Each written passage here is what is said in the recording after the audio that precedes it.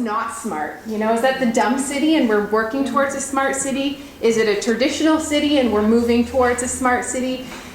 And where is there still growth required? You know, I think there are some areas that are really saturated in terms of smartness, and I think there are a lot of others that haven't been touched or haven't been addressed adequately. And so I'll be talking about smart accessibility because that's one piece of it, I think, that really hasn't been adequately considered. Usually the focus is where can we make the most money? How do we serve the rich people? How do we serve the people who will pay for a smart city?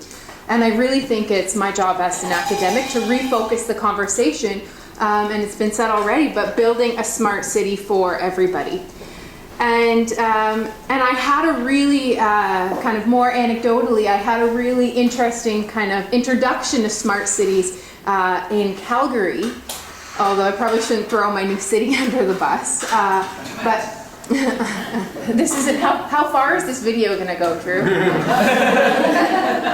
So they said, the city said, hey, we're really interested in smart cities. There's a lot of talk going around that the federal government of Canada will be releasing a smart cities challenge in which cities can apply for this challenge, and then, you know, in the end of it, one city will be the winner of the smart city.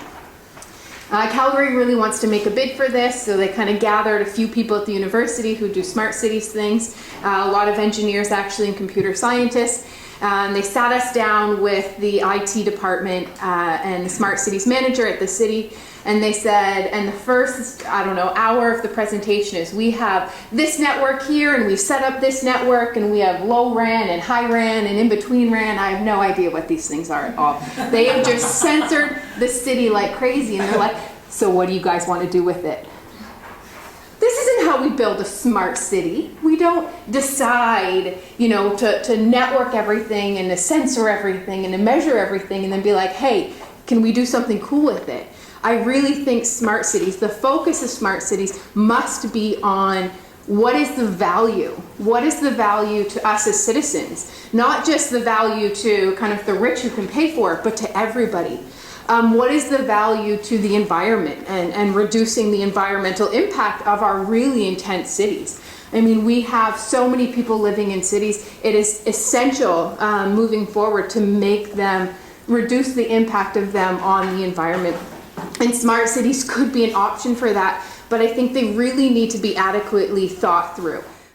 You know, as a planner, when I watch the smart city world unfold, you know, in Toronto, we just had Google in the form of their new, used to be called Sidewalk Labs, now they're called Alphabet. Alphabet's coming to Toronto to save our city and to fix it in the waterfront, which is a really interesting proposition. There's a little bit of hubris in there that we don't have the capacity in and of ourselves to fix our cities, and that this outsider organization that's largely technology-based is going to come in and fix everything. It kind of irritates me a little bit as a planner, but you know, I'm interested in the discussion about, well, what exactly is it that we're trying to fix and what do we need to do? Stefan talked a little bit this morning about innovation and efficiency, and those are two of the primary drivers around smart city movements. And as a planner, those are, you know, nobody wants to say, hey, I'm the champion of the inefficient city, right? I mean, efficiency is a really appealing proposition, but I'm going to ask you today to really think actively about what is it like to live in an efficient city. Has anyone ever been to Canberra, Australia before, the capital of Australia? Canberra, yeah, it's, I'm going to pick on Canberra since no one's from there. I went there when I was a planning graduate student, and it was a really humbling experience for me because it showed me what happens when you let planners have too much power and influence. They stripped all the fun and vibrancy out of that city. It's technically a really well-planned place, and it is boring as all hell. Okay? There's nothing, there's no texture, there's no grit. If you think about some of the most vibrant cities and places that you've been in Toronto, if you think about Kensington Market, all the things that make Kensington Market interesting are also illegal. Okay, so when we're efficient, sometimes we strip the life and the vitality out of. And I work on a smart city, and especially on the way digital technology, geospatial technology could improve the capability of citizens to be more engaged in city. And this is why, for me, smart is really linked to citizen engagement. Sorry. So smart city for me is based on 4 components. The first one is digital. So that means the integration of engineering urban system. So it's really about urban engineering and improving the efficiency of engineering structure for urban management. The second component is open. So a smart city means opening, cooperation, participation.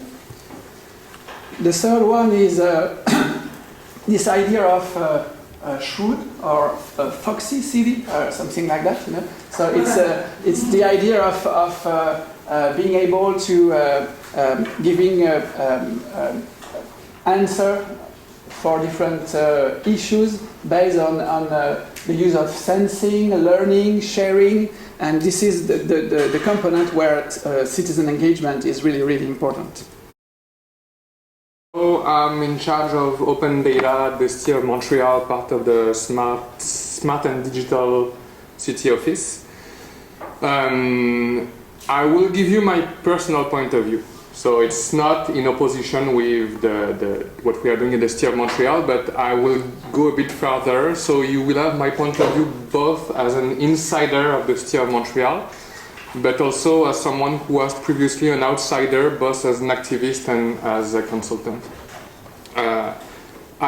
Initially, I was planning to give you my regular presentation of what the City of Montreal is doing, but given the request to explain what was smart and to provide some questions for you to think about, I've done something a bit more custom. So, like Stefan, I see 4 different axes, 4 different points, but they are not the same, that make a city smart. The first one is services for everybody, so providing as a city services for everybody.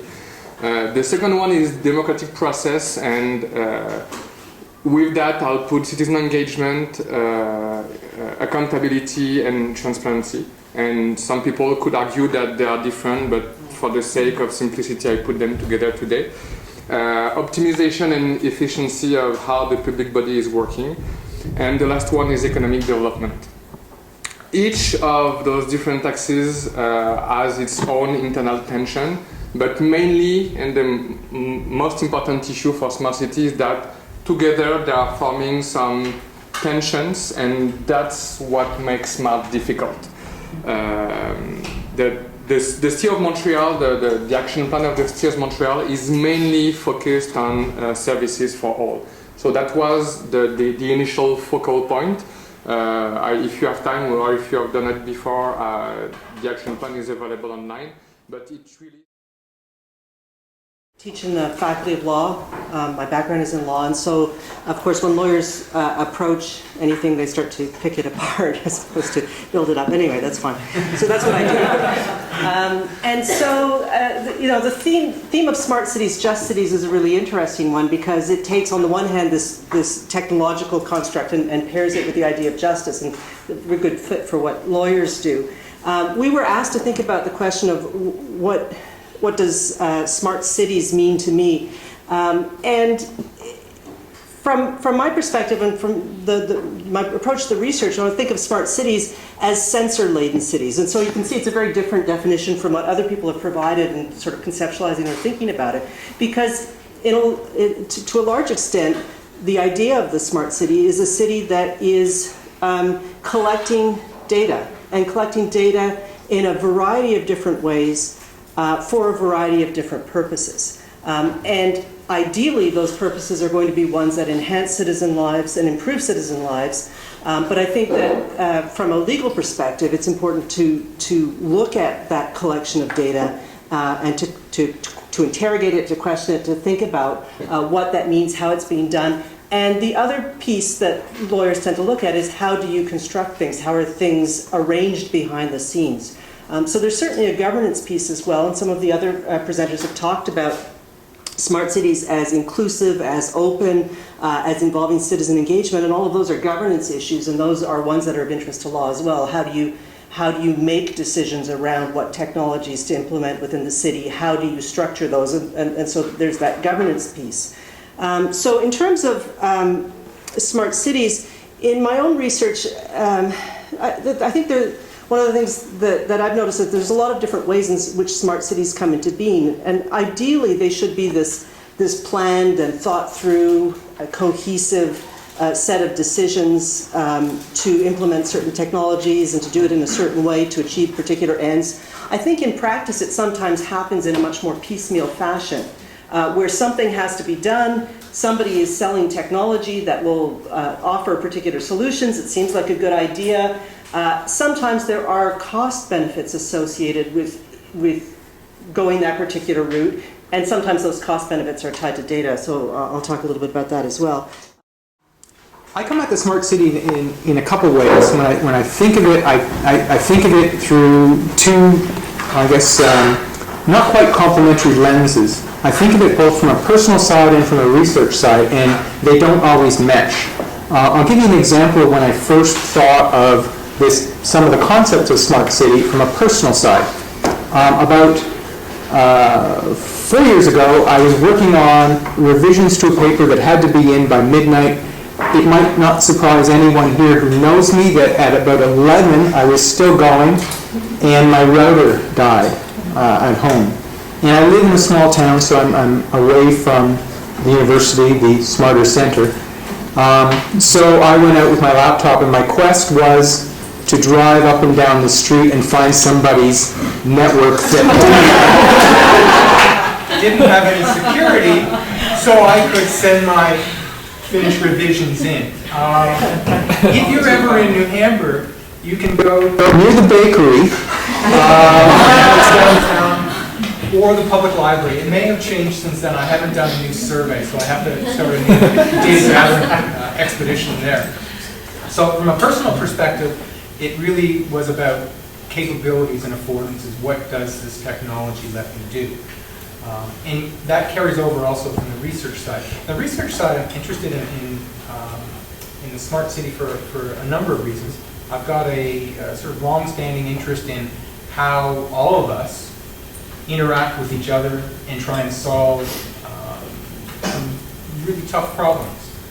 Not the problems that we can simply click and swipe and so on, but those ones that involve us discussing things.